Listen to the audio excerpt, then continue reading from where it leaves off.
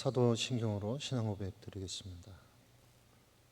전능하사 천지를 만드신 하나님 아버지를 내가 믿사오며 그 외아들 우리 주 예수 그리스도를 믿사오니 이는 성령으로 잉태하사 동정녀 마리아에게 나시고 본토 빌라도에게 고난을 받으사 십자가에 못 박혀 죽으시고 장사한 지 사흘 만에 죽은 자 가운데서 다시 일어나시며 하늘에 오르사 전능하신 하나님 우편에 앉아 계시다가 저리로서 산자와 죽은 자를 심판하러 오시리라. 성령을 믿사오며 거룩한 공회와 성도가 서로 교통하는 것과 죄를 사하여 주시는 것과 몸이 다시 사는 것과 영원히 사는 것을 믿사옵나이다. 아멘. 찬송가 449장입니다.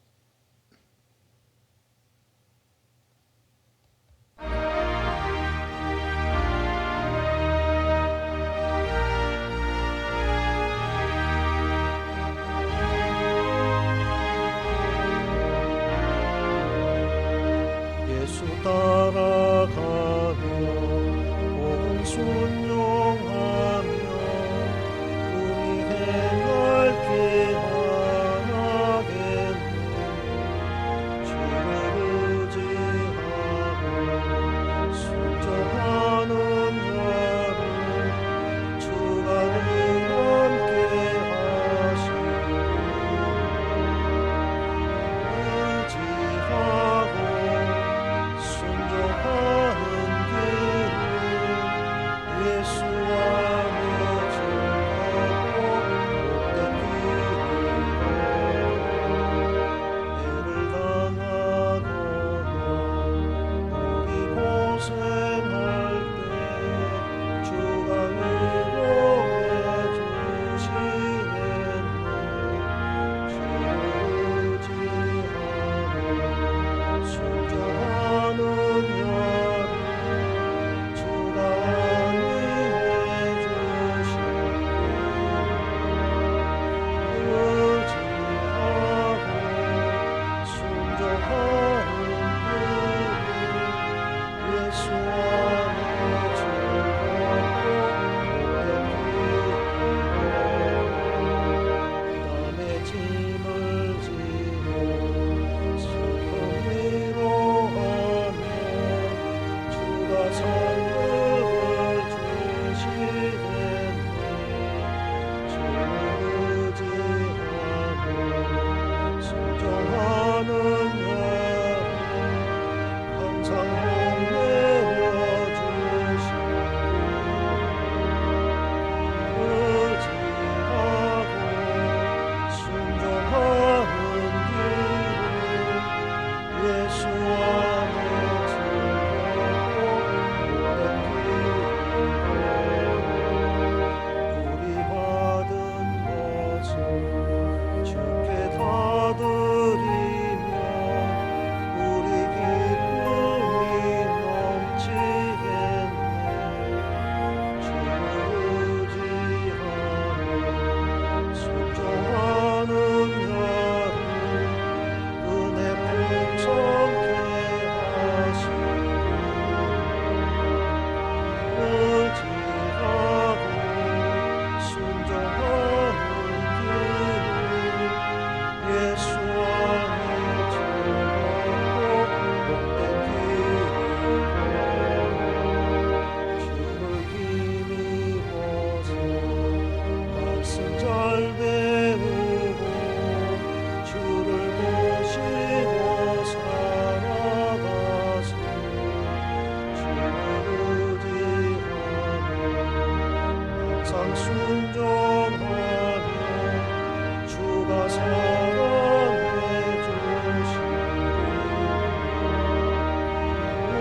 의지하고 순종하는 길은 예수와 내 즐겁고 복된 길이라.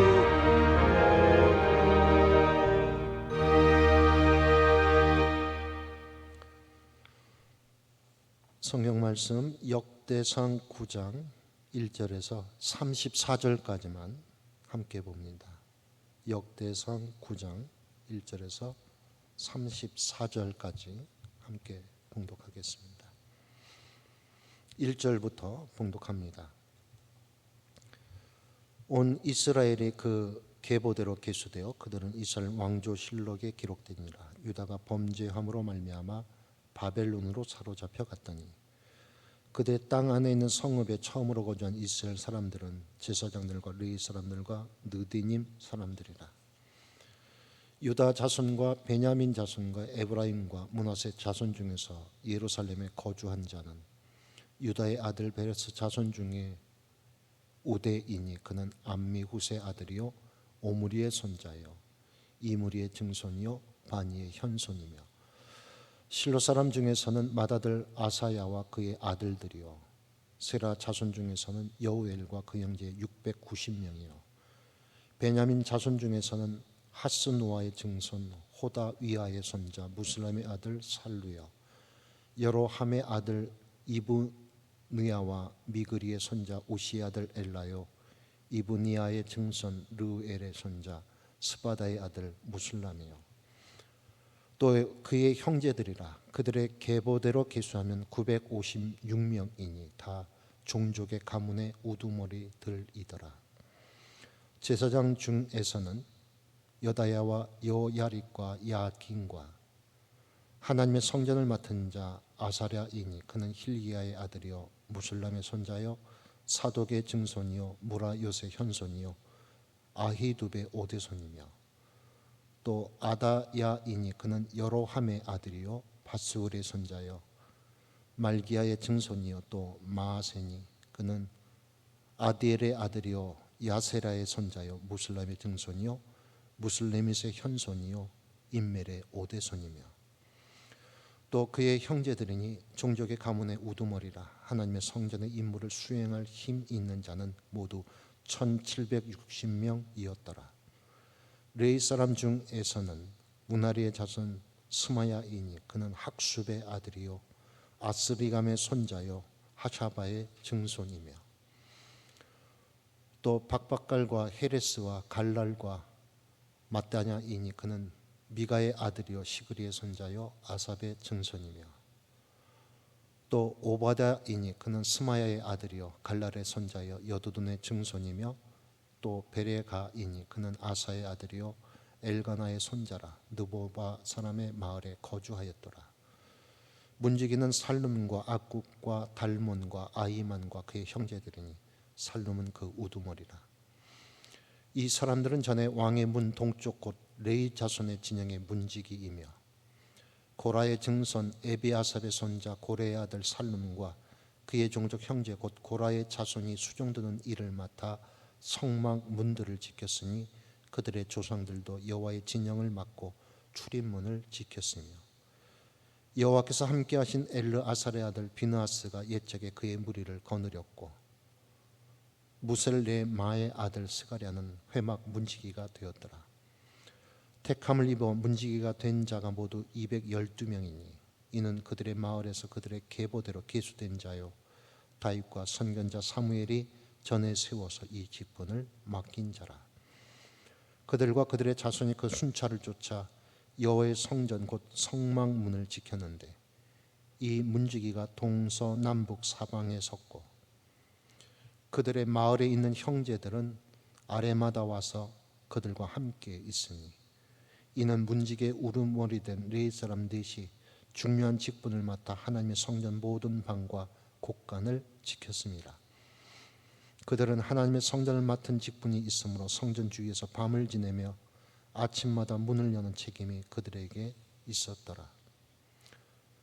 그들 중 어떤 자는 섬기는 데 쓰는 기구를 맡아서 그 수요대로 들여가고 수요대로 내오며 또 어떤 자는 성소의 기구와 모든 그릇과 고운 가루와 포도주와 기름과 유향과 향품을 맡았으며 또 제사장의 아들 중에 어떤 자는 향품으로 향기름을 만들었으며 고라 자손 살룸의 맏아들 mat디다라 하는 레위 사람은 전병을 굽는 일을 맡았으며 또 그의 형제 그앗 자손 중에 어떤 자는 진설하는 떡을 맡아 안식일마다 준비하였더라. 또 찬송하는 자가 있으니 그 레위 우두머리라. 그들은 골방에 거주하면서 주야로 자기 직분에 전념함으로 다른 일은 하지 아니하였더라. 그들은 다 레위 가문의 우두머리이며 그들의 족보의 우두머리로서 예루살렘에 거주하였더라. 아멘.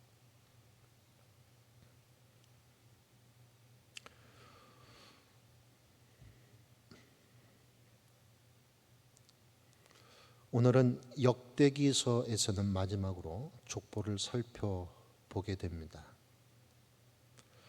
그러니까 역대기상을 크게 두 부분으로 나눈다면 1장에서 9장까지가 족보 이야기이고 10장부터 29장까지가 다윗 왕의 통치 이야기를 기술하고 있습니다.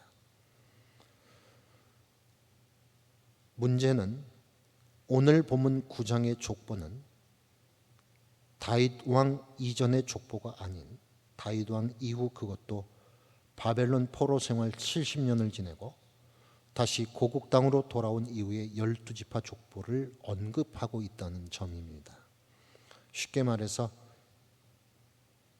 본문 9장의 족보 이야기가 먼저 기술되어 있지만 오히려 10장보다 나중 역사이고 역대상 10장부터가 9장의 족보보다 훨씬 이전의 역사입니다. 이것은 곧 역대기서를 기술하되 격변하고 있는 포로 생활 이후 이스라엘 사회를 염두에 두고서 지금까지의 족보들을 먼저 기나길게 언급하고 있다는 것입니다. 본문 9장 1절로부터 9절에서는 8장까지 언급한 지파의 족보와는 달리 포로 생활에서 귀환한 12지파의 족보를 언급함으로써 그 대가 끊어지지 않았음을 말씀합니다. 오늘 본문 1절은 이렇게 시작합니다. 온 이스라엘이 그 계보대로 계수되어 그들은 이스라엘 왕조실록에 기록되니라. 유다가 범죄함으로 말미암아 바벨론으로 사로잡혀 갔더니. 역대기 말씀의 의도는 어느 일부 지파의 족보를 강조하기 위함이라기보다는 온 이스라엘 전체를 거론함으로써 유다로 돌아온 지파들 간의 연합을 이끌어내고자 함입니다. 본문 1절 하반절에 밝힌 바대로 유다 왕국이 무너진 이유는 나라 자체가 범죄한 나라였기 때문이었습니다.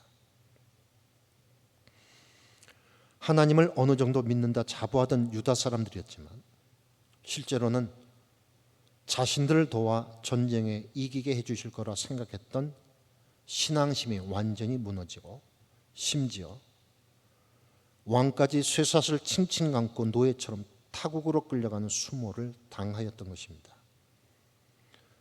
그러하기에 바벨론 이국 땅에서 70년간 살아야 했던 왕족과 귀족 출신 사람들은 고향에 대한 한없는 그리움과 더불어 하나님에 대한 신앙의 자괴감으로 인해 삶의 희망이 별로 없었을 것입니다.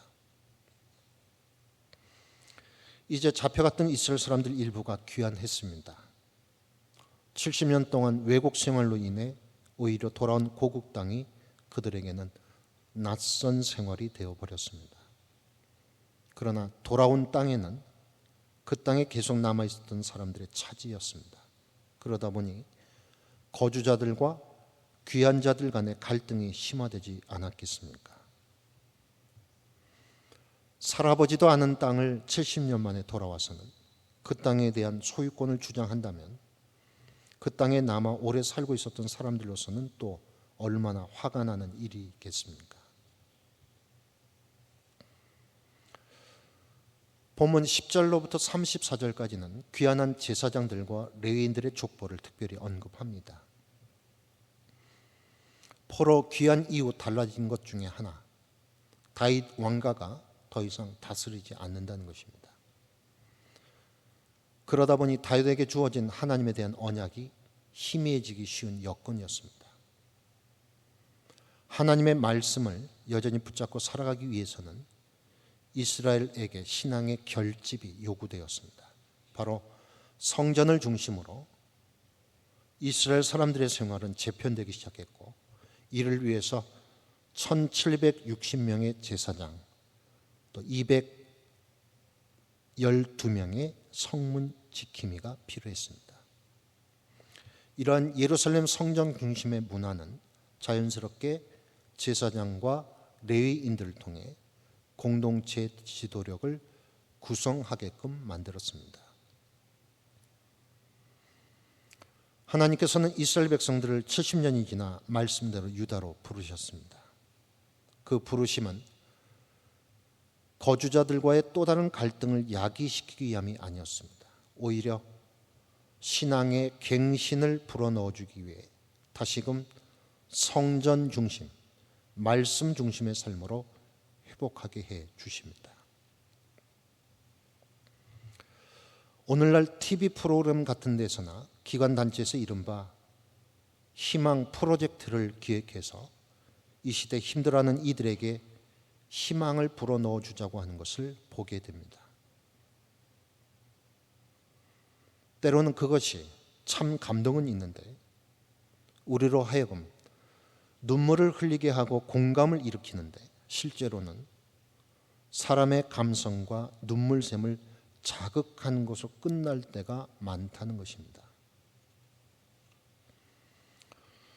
진정한 대안이 필요합니다. 너무 힘들어 넘어진 채로 살아가다가 우리가 먼저 위로를 경험한 적은 없습니까?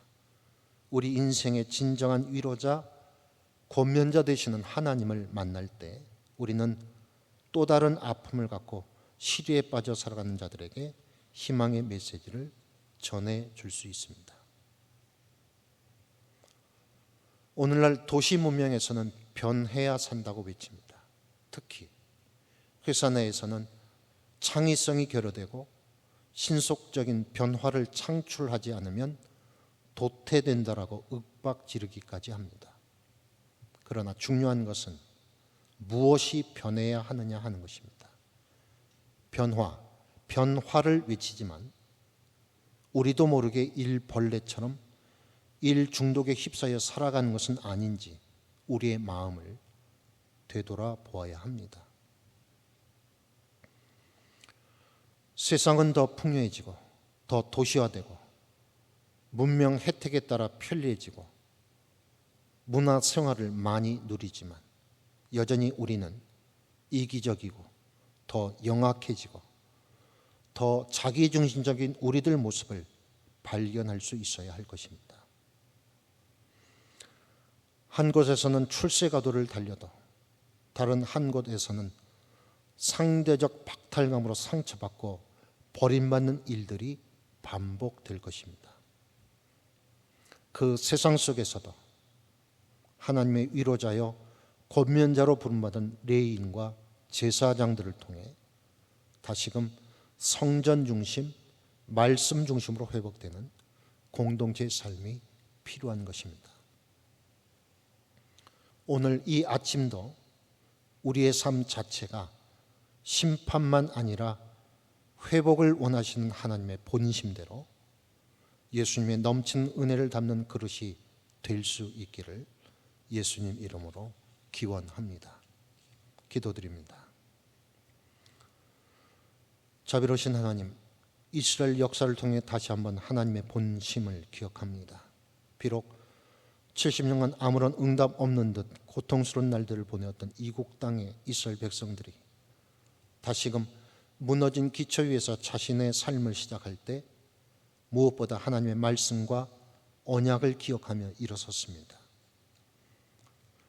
멋지게 보이는 이 세상, 감동이 있고 치유가 있는 것 같은데 때로는 이것이 곧 할 기가 아닌가 하는 마음이 듭니다. 우리 안에 역사하시는 참된 중보자의 위로와 권면이 척박한 세상 속에서 경험되게 하시고 오늘도 부족하지만 연약하지만 우리를 통해 세워가시고 채워가시는 하나님의 손과 발로 쓰임받는 우리 모두가 되기를, 또 그런 하루가 되기를 간절히 원합니다. 예수님 이름으로 기도드립니다. 아멘. 하늘에 계신 우리 아버지여, 이름이 거룩히 여김을 받으시오며 나라가 임하시오며 뜻이 하늘에서 이룬 것 같이 땅에서도 이루어지이다. 오늘날 우리에게 일용할 양식을 주시옵고 우리가 우리에게 죄진 자를 사하여 준 것 같이 우리의 죄를 사하여 주시옵고 우리를 시험에 들게 하지 마시옵고 다만 악에서 구하시옵소서. 나라와 권세와 영광이 아버지께 영원히 있사옵나이다. 아멘.